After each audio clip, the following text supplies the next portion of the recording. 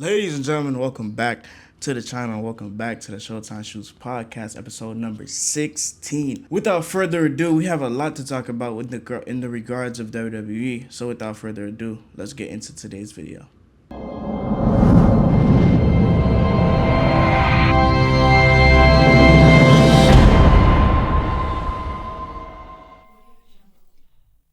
So, Night of Champions is 4 days away.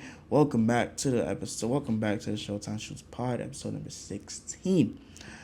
Night of Champions is a couple of days away. But before we get into that, I would like to say something about the channel going forward. Podcast episodes will still remain to be on either Tuesdays or Fridays. Recently, we've been doing them on Fridays because we have Monday Night Raw to recap or whatever happens within the week. So now, going forward, it'll be either, so it depends on the week. So let's say if WWE has a lot of events going on within the week or anything that happens from Friday to Tuesday, we're going to recap that. And that'll probably be uploaded on Saturday. For SummerSlam, it's on August 1st and August 2nd. That could be a podcast episode for Tuesday, and then we have another podcast episode the following week after. So we have Money in the Bank, SummerSlam Night 1 and Night 2 review, and then we go on to moving forward. But yeah, podcast episodes will remain Tuesdays and Thursdays going forward for the meantime. But recently I've been dropping them on Fridays so I can have more time to edit and stuff. So that's why you've been seeing them on Fridays instead of Tuesdays. So let's get into my Night of Champions review. Predictions, and then we're going to get into Monday Night Raw last night, and then we're going to get into my one paragraph of why Jey Uso shouldn't have won the WWE semifinals King of the Ring. Now, let's get into my predictions. I wrote down my predictions on this journal. I wrote down the one paragraph on this journal, and I wrote down the Raw recap on this journal. So, let's get into it. Night of Champions. Here we go. With the first match on the card, we have Braun Breaker versus Seth Rollins. This feud has been going on for a couple of months now, and this feud can possibly end this Saturday at Night of Champions. This match is in a steel cage. I'd rather it. Like I said previously, I said that damn, I forgot what I was gonna say. Oh, okay. I feel like that match should have been on a Hell in a Cell match instead of a steel cage, because steel cages tend to do worse than Hell in a Cell, in my opinion. But here we are. Last steel cage match we had, wasn't it Tiffany? I said Tiffany. Wasn't it Trish Stratus versus Becky Lynch? That match was fire. That was the last good steel cage match that I remember. So I just feel like there's gonna be a lot of shenanigans in this match. Hell in a Cell would have been way better for this because they're both locked in a fat ass cage with a non-open rooftop above. But whatever, it's WWE at the end of the day. But yeah, so this match should hold a lot of shenanigans. We have Braun Breaker, the return of potentially Bronson Reed. We have Logan Paul. We have Austin Theory. The whole entire division is going to try to stop Seth Rollins. But mind you, Seth Rollins has backup. He has Montez Ford and Angelo Dawkins, the Street Profits. Joe Hendry is one of them, one person too, because last night on Monday Night Raw, Joe Hendry came out and he said, last night on Monday Night Raw, he came out to stop Logan Paul from invading the match between the Street Profits and Braun Breaker and Austin Theory. Now, here we are. After the match, though, there was a very big surprise after the match. Austin Theory and Braun Breaker was attacking Seth Rollins. But the person who came out will surprise y'all, because Obafemi comes out and saves the day and saves Seth Rollins. He had a big-ass stare down with Braun Breaker. They started pummeling it out. Braun Breaker ended up losing that little fight that they had. And now Obafemi is on the back of Seth Rollins as well. Hopefully Obafemi don't get stuck in the Vision Vortex, because please, Lord, God, no. But here we are.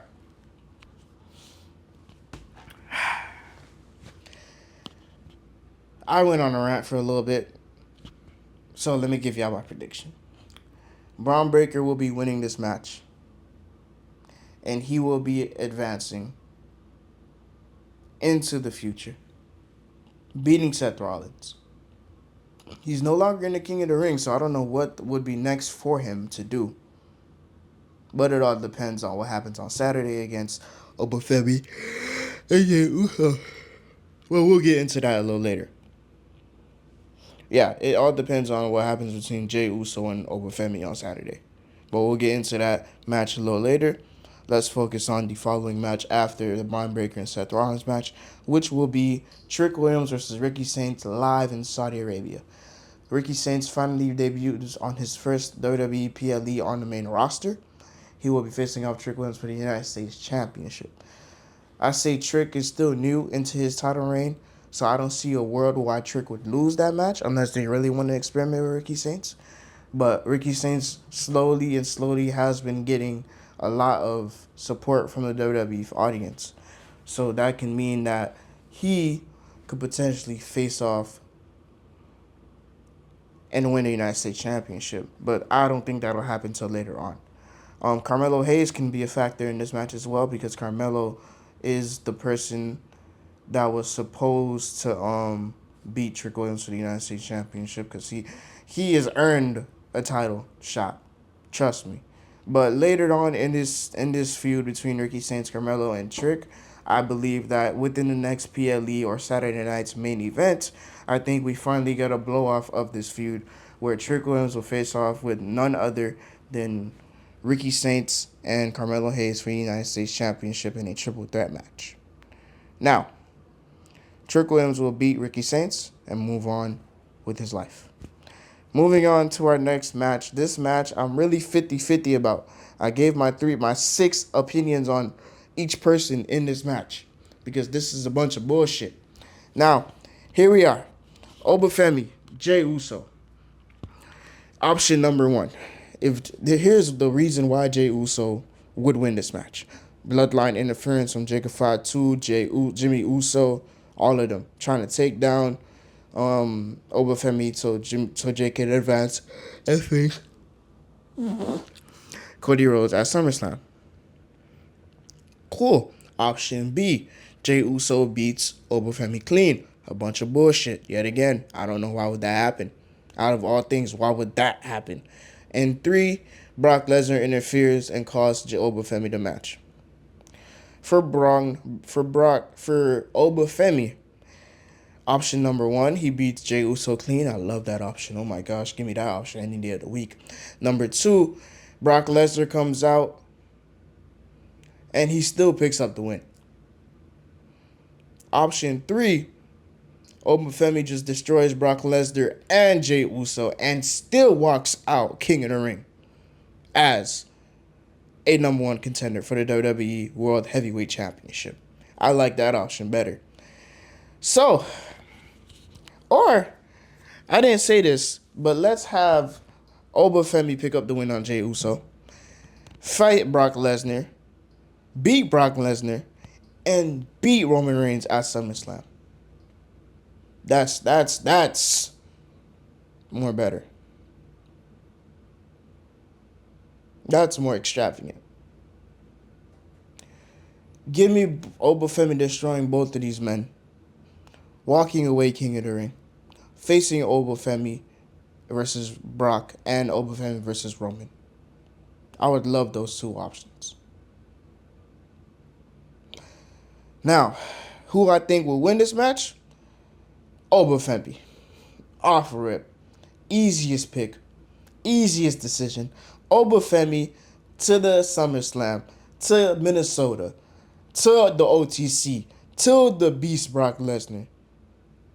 All of those guys. Give me 2 men that are on the top of their game at this current moment in the WWE universe. Roman Reigns and Brock Lesnar. Put those 2 in individual matchups for SummerSlam in Minneapolis, Minnesota, hometown of Brock Lesnar. Give me Obafemi versus Brock Lesnar night 1. Give me Obafemi versus Roman Reigns night 2.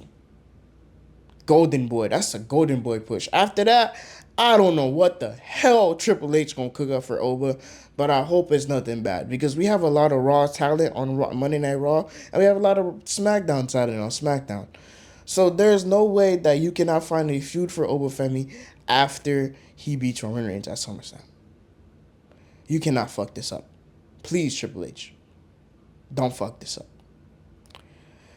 But moving on to our next match, which is the Queen of the Ring final. We have Liv Morgan, the World Women's Champion, versus Io Sky, the future number one contender. Why do I say future number one contender? Because I have Io Sky winning this match. Liv Morgan got a lot on her plate so far. She got the World Championship. Stephanie Valkyrie is lurking because she's out for action. Roxanne Perez looks like she about to backstab Liv Morgan. Raquel Rodriguez is probably on the same boat. So Liv Morgan probably not going to have nobody but Dominic Mysterio. So, on Monday Night Raw, Liv Morgan had a backstage segment with the Judgment Day. And that segment was very easy to tell that she left out Roxanne out of the group. Because she had a plan for Raquel, she had a plan for JD, she had a plan for Dominic, but not Roxanne. Roxanne said, "Oh, then what's in it for me? What do I have to do? What's wrong? What's going on?" She said, "Oh, I gotta take JD to medical. We gotta go take JD to medical. Come on, guys. Leaves Roxanne in the dust by herself. So that could possibly lead to a blow up in the Judgment Day, and Roxanne Perez finally turns heel on Liv Morgan. Please. But in any reality, I don't see a world where Liv Morgan wins Queen of the Ring. Absolutely not. Especially if Dominic is out of the tournament now. But yeah, let's move on to Tiffany Stratton versus Jade Cargill for the United States Women's Championship.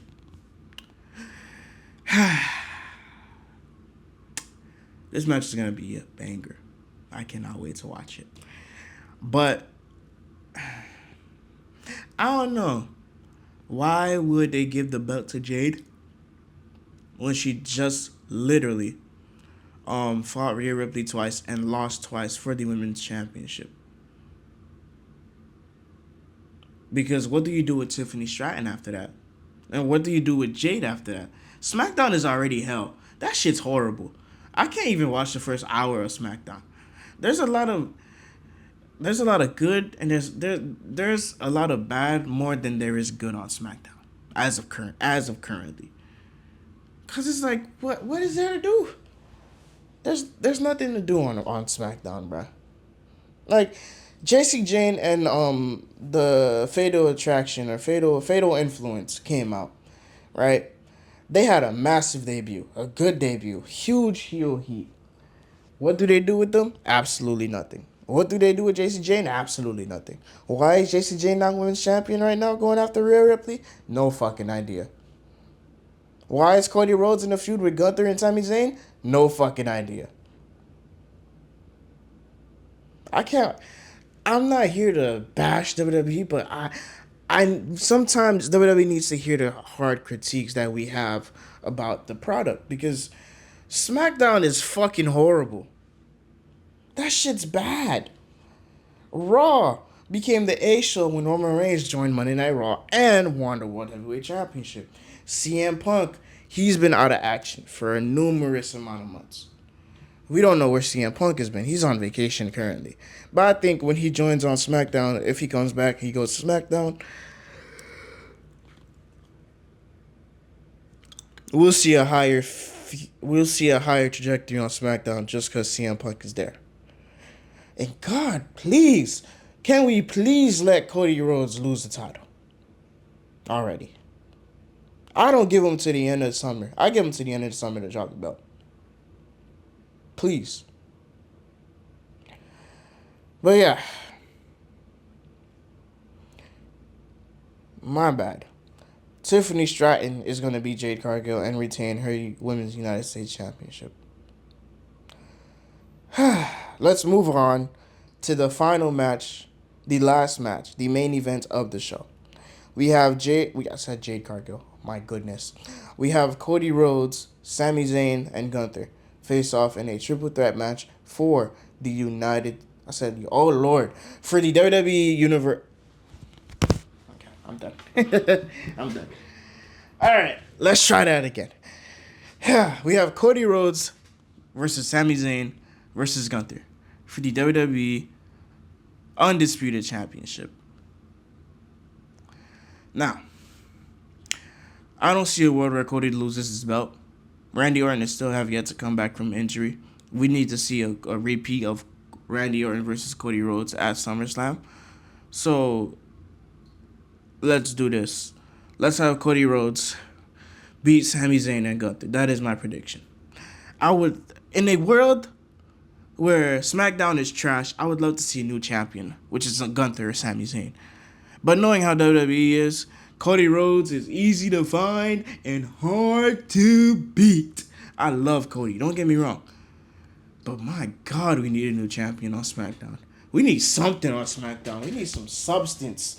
We need like joy. We need like a whole 3 hour of good, not 3 hour of ass. Please. But let's move on to Monday Night Raw. Monday Night Raw. We had the opening segment. We had Obafemi come out. Oba. I listen to his theme song in the gym all the time. His theme song is beautiful, bro. I'll be on that Stairmaster killing myself. But here we are. Oba and Jay face off before the King of the Ring finals. Obafemi specifically said, Jay Uso said, "This your warning shot. Bow." Obafemi says, "You know what? I hope when you take your shot, you do not miss. Because I will destroy you. And if it does not miss, I will still destroy you. And you are not the family member that I am worried about.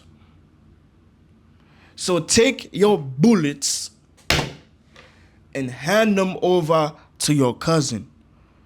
Because at Night of Champions, it will be me and you one-on-one where I will destroy you.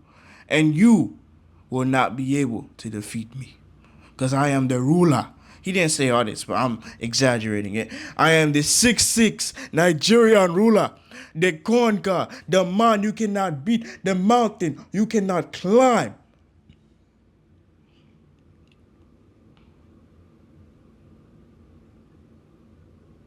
So,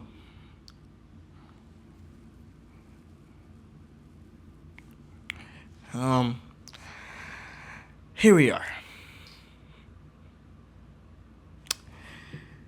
Before we get back to our next segment, we have an important message for you all.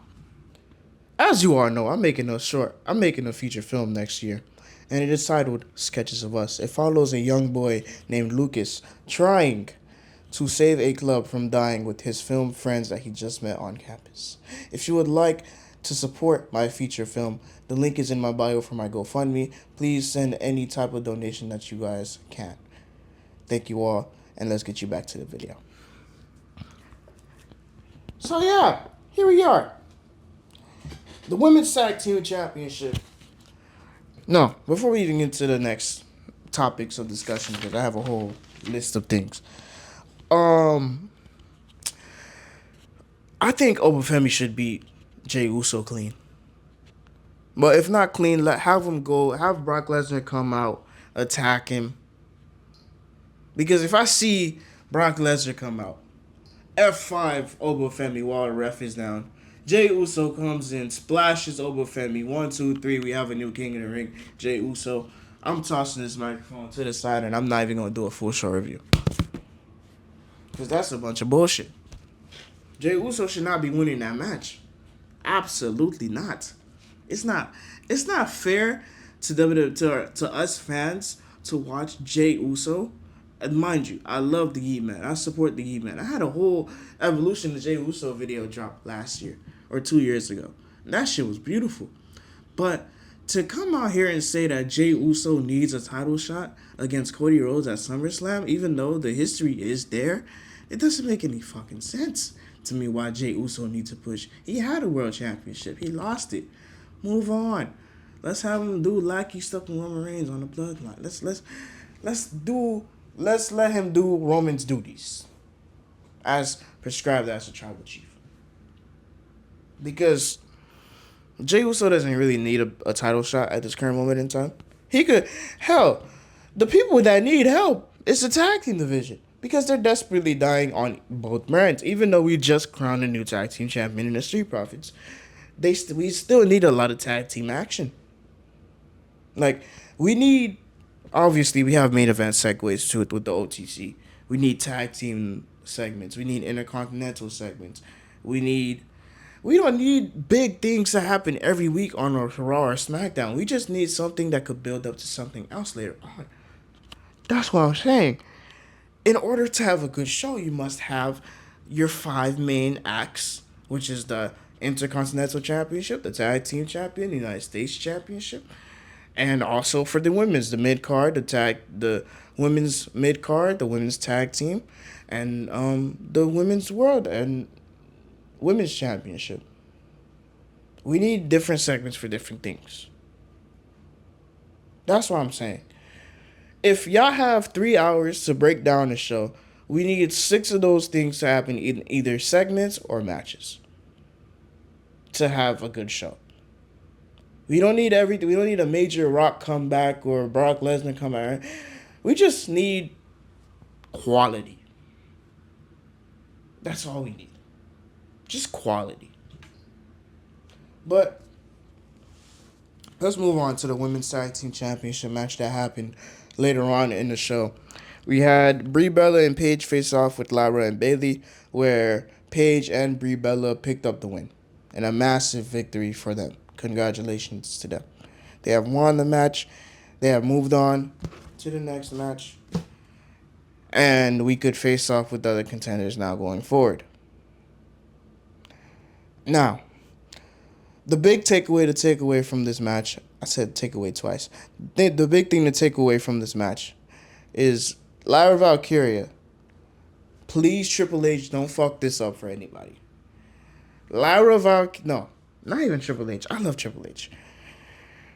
The writers' room in general, the people in the writing room, please lead Triple H to make a right decision for what's going on with Lyra next. Because we haven't seen Lyra as a single star since she fought off with Becky Lynch last summer. And now we're here. Lyra Valkyria said, you know what? I'm tired of this shit. I'm tired of losing. You know what I'm going to do? I'm going to turn heel on my friend Bayley. And now we have a potential feud between Lyra Valkyria and Bayley. You can't fuck up a good Bayley match. Lyra is the heel, obviously. She needs to now become a believable heel. She needs to become that heel that, okay, now that I'm tired of losing, I need to win. Let's have her win her first match against Bayley. Let's have her win the whole feud against Bayley. Because the loss wouldn't kill her momentum. It's just consistent losing will kill her momentum. But yeah. Lyra Valkyria turning heel is one of the best things that they can do for her as of right now. Because as of for a whole year straight, she's just been doing a lot of tag team stuff. Got back to the Intercontinental Championship match. So Ruka fought off with Lyra. She lost against So Ruka, and now we're here. Now we're stuck. So now, Triple H, just don't fuck this up, bruh. Just please, don't fuck this up, bruh. Anyways, as for the rest of the show, we saw Chad Gable try to attempt to apologize to Alpha Academy. Because Alpha Academy was like, Chad Gable was like, we apologize to every luchador under the book, and now I just need to apologize to my main friends, the Alpha Academy, Tozawa, Maxine Dupree, and Otis. Come on, babes. You know what I'm saying? My nigga Otis, bruh. But yeah,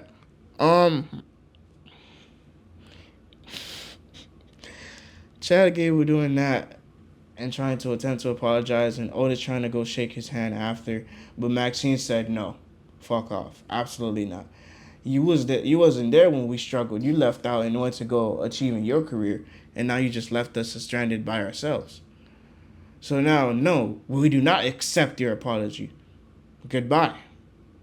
And Otis, Tozawa, and Maxine walked away. I think Maxine is gonna turn heel because Austin Theory is now here. Austin Theory's been talking to Maxine backstage every week for like the past couple of weeks now. And it's time for Maxine to have a bit of a character change. So why not? Let's have Maxine turn heel. So let's move on to the next couple of things that happened on Raw. Ethan Page defeated Dragon Lee by cheating. LA Knight and Jimmy Uso had an impromptu one-on-one match because they were having an argument backstage. Jimmy Uso is like the peacemaker of the bloodline. He's like, I'm cool with everybody. I'm trying to make amends with y'all, not trying to get y'all in trouble, whatever the hell the case may be. But now y'all pushing my hand. LA Knight, prime example. LA Knight and Jimmy Uso had a match. Solo Sikoa came out, interfered in the match.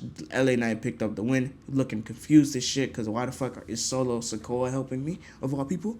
But here we are. Here we are. Solo Sikoa got left by Tala Tonga and Tama Tonga, and now he's alone.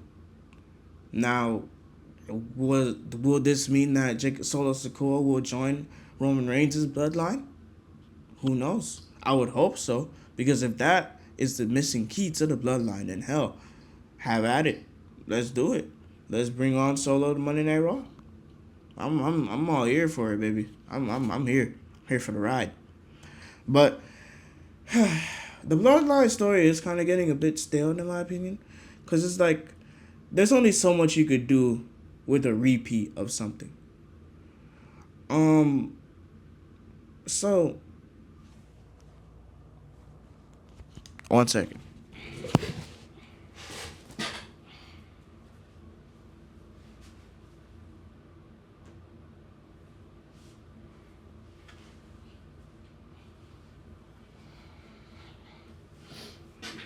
But yeah, I'm back. My timer went off. So, yeah. LA Knight,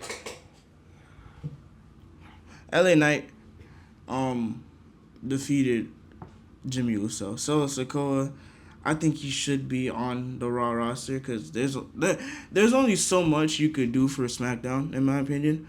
So, come on. Let's move Solo to the main roster on Monday Night Raw. Let's have him go up against the likes. Let's have him join the bloodline. Let's have Roman Reigns, Jimmy and Jey Uso, Solo Sikoa, and Jacob Fatu in one faction, so they could destroy and kill everybody. But the bloodline thing is really getting stale. It's a repeat of everything that happened previously. But The Rock. Roman Reigns mentioned everybody under the sun that helped the bloodline over the years, and The Rock has not been mentioned. So that could possibly lead to Roman Reigns versus The Rock at WrestleMania 43 in Saudi Arabia. Depending on The Rock's schedule, obviously, and if he wants to wrestle again. Because he hasn't wrestled since WrestleMania 40, and now we're going into 43. That's like 3 years ago. 2.5 years ago, about to be 3. Next year. So, yeah. Shit. Have at it. So, we are moving on to the Tag Team Championship main event. The Street Profits versus Braun Breaker and Austin Theory in a Tag Team Championship match. This match was fucking amazing. This match was cool. This match was good. Good energy, good vibes all around. The Street Profits became your 5-time WWE Tag Team Championships. Won at NXT, 4 on the main roster.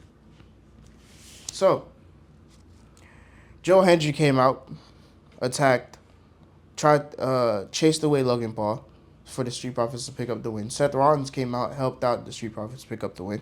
And now we're here. After that, after Monday Night Raw ended, Braun Breaker and Austin Theory attacked Seth Rollins, and the person that came out was Obafemi. Obafemi came out on the other side, and now we have a dark match between Obafemi and Seth Rollins versus Braun Breaker and Austin Theory, which is good for business. I don't want Obafemi to get into the whole bloodline and vision vortex in the next 7 months. Please, for the love of God. We have Javon Evans. We have Trick Williams. We have Carmelo Hayes. Ilya Dragunov is still on the show. We have a bunch of people on Raw that has not been utilized under Triple H's microscope for main eventers. So if Obafemi does end up winning the World Championship, let's put the belt on him. Let's see what he can do. Let's put some new faces in front of his face so he can destroy them all. Please. No bloodline and vision vortex. I'm tired of that shit. But yeah, that was the whole Monday Night Raw recap. I do have some things that I have to say about Jay because I wrote a whole paragraph down. I wrote, and I quote, Obafemi and Jey Uso advanced to the King of the Ring finals. I love the man, but why? The booking decisions recently hasn't been the greatest. Raw and SmackDown is meh at best.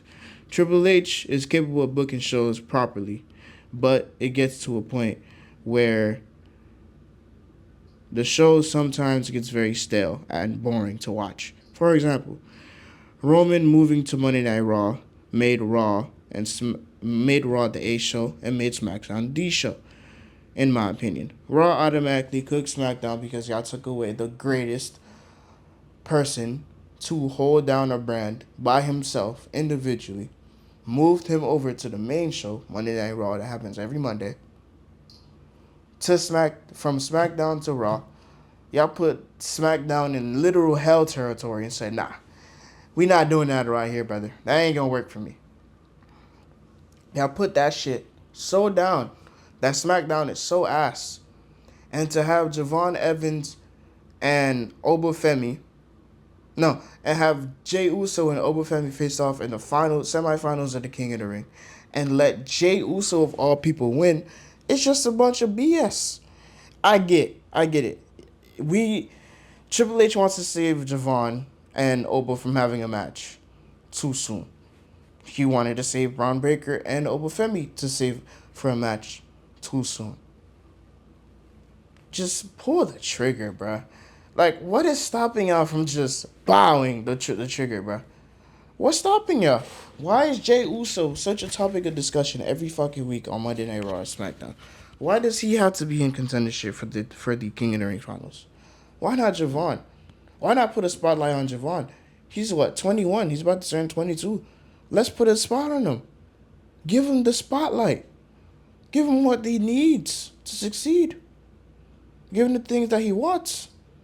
Give him the title shot. Yes, he hasn't won the Intercontinental Championship. Yes, he hasn't won the World Champion. Yes, he hasn't won the Tag Team Championship yet. But my God, when is the push for Jimmy? When is the push for Javon coming? It's time. Obafemi and Javon has history. Oba and Jay don't got no history. They gotta make some shit up on the fly.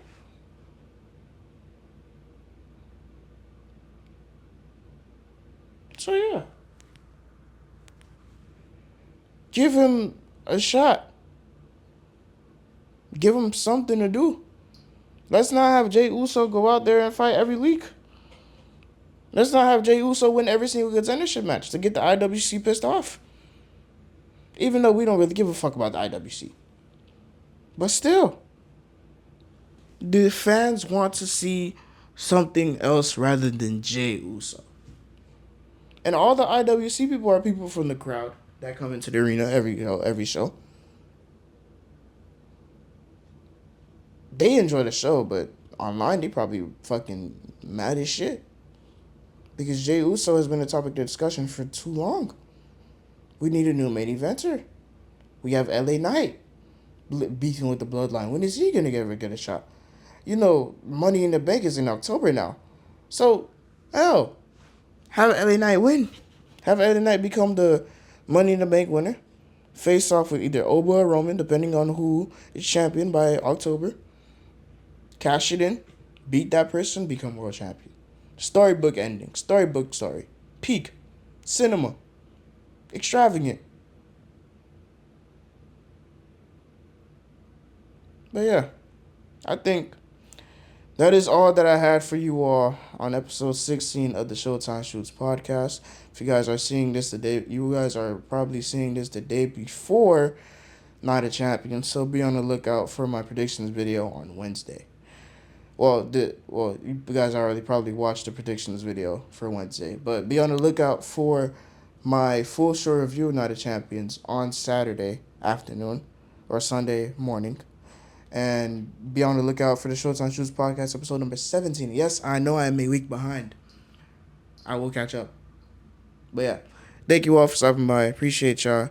Remember to leave a like, subscribe if you guys are new, and I will see you all in the next one.